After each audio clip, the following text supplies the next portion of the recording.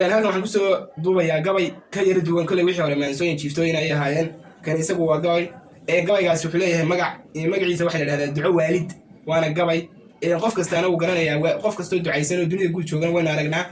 qof kastoo habaaran oo waalid habaarayna waynu aragnaa dunida guud jooga ama midhihiisa ha aynu aragno oo xunxun ha ahaadaan ama waxaan kuri midhihiisoo san ha ahaadaan kii loo duceeyey intaba waynu aragnaa bal marka ay leeyara dhugta waa ducada waalidka unbuu ka hadlayaa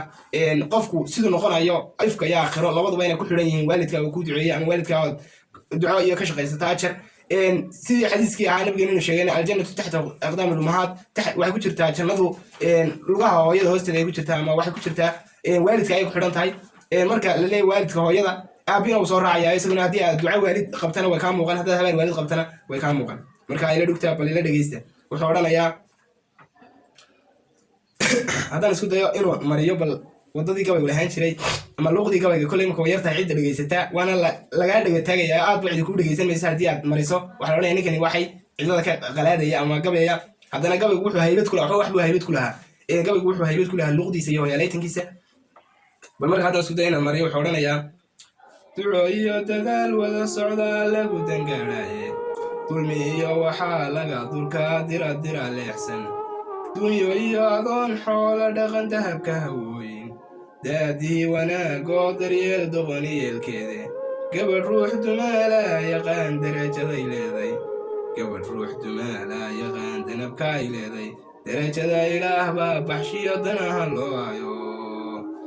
waalidkaa hadduu daalayo dunida guud joogo durdurkii jannaadiyo wabaa dacalka haysaaye doqonow ha garan waayinoo adigu haw dayrin waxaa ciiladii hanaayo taa dareemaya ruuxa waalidkii dadabgalee dabad cidlaa jiifa ha u daalin ruux kaa dudoo dayra kuugu sheegay degalkii dahsoon iyo halkaad adigu doonayso wixii daayinkuu qoray marbaadaanka gelisaaye gabadh dahaba iyo aad hesha uba dadaal sheegta dadka kale dareen iyo danguud kugula duulaane markaasaa ducadii waalidkaa doorka aragtaaye dacalkaadu guurtaba misuusamuho dararaaye deegaan qurxoon iyo misaadoo gamirataaye durduradii fardows iyo weliba dahabkii waa baaqi damac laguma dheereeya iyo doqono dhahdiisa dabka aad kulaalaysa iyo ruuxa kula duulaa midna lama dulmi oo waqaa doog laguma reebo haddii samiirku kuu yahay daniyo doogga lagu raysto kolley labada daarood mid waad daalbaxaysaa haddii waalidku kuu duceeyo aad duco qabto ama ifka ayaad ku helaysaa oo waxaad noqonaysaa qof duco qabo oo dadkuna ku tilmaamo isagana laga dareemo haddii waalidku ku habaaray oo haddii uu kuu duceeyey oo aanay ducadii kaa muuqanna aakhirona waad ku badbaadaysaa wax lagu badbaadaya waa duco